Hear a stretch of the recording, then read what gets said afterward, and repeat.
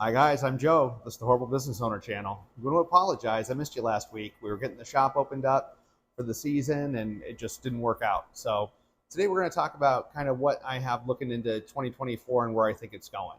So there's some good things on the horizon. There's some bad things on the horizon. We're going to find out and we're going to talk about it. So I'm starting the season with credit card debt, which is a first in like 5 seasons. And part of that's my fault. So over the winter, we did our numbers. We knew what we had left. We gave out employee bonuses. And the next week, my freezer died. So we had to have the walk-in freezer repaired. We had the repair guy come out. It was $17.50 to fix it. And we thought, you know what? We should buy refrigeration monitoring. So we bought refrigeration monitoring for all of our refrigerators and freezers, and that was 2,500. And then we found out that one of the other freezers wasn't working properly, so we had to replace that freezer. That was another 2,500. And then 2 weeks before we opened, we had to replace our POS system because we couldn't get the old POS system up and running. That was 2,400. And it just kind of all added up. So we have a little bit of debt right now that we wouldn't normally have going into the ice cream season. I don't think that this is going to be the end of the world. It's a short-term issue, not a long-term issue. And most of everything that we put out is for equipment that returns. It's not for, we didn't go out and buy a new car or anything, which would be a bigger issue. Now, we did start the season. I was in my second day of production and we lost power. So we went and quoted a generator to have the whole building backed up. The quote came out kind of reasonable. And when we called the bank to see if we could refinance our business loan, the bank is not interested in refinancing the building. They just don't want to have any more connection to commercial real estate. They're willing to finance the generator as its own project.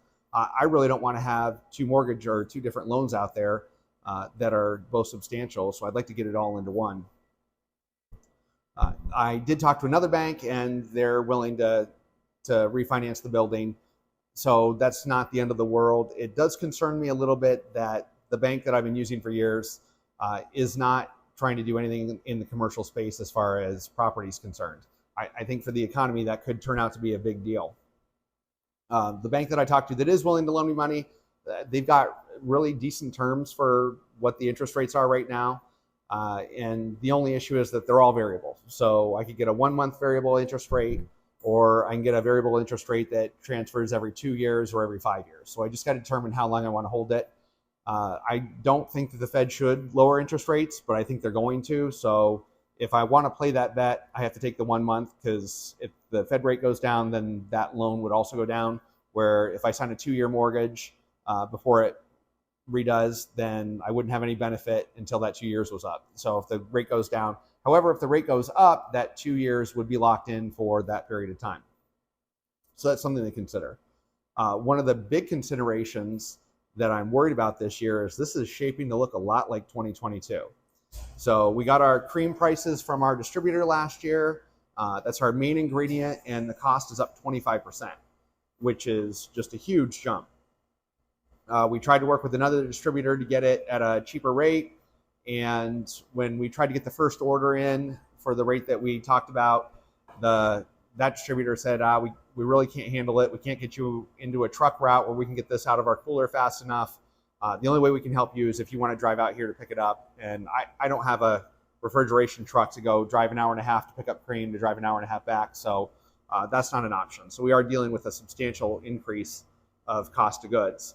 Now, I talked to another person that works for a bigger ice cream company than me, and they're advising their wholesale contracts that they should look for 2 to 3 price increases throughout this season. In the ice cream industry, 2 to 3 price increases in a 6-month period is a big deal. So we're going to keep an eye on this and see what happens. And then we're running into some minor shortages of different things that you really wouldn't think. Just some toppings and stuff that they're out of stock. And you would think that at this point in the economy, shortages wouldn't be a big deal, but we're having some of that. On the bright side, the labor pool, at least for the kids coming to us for their first job, is looking much better than it's looked in years past. We did applications. We had fantastic interviewees, and a surprisingly large amount of my team is coming back, kids that have gone through college. and are working another job, have decided they want to make a little extra money and stay. So that part of it's looking up for us. So all in all, I feel like maybe this is my year. I mean, this could totally be my year, but if it's not, next year is totally my year.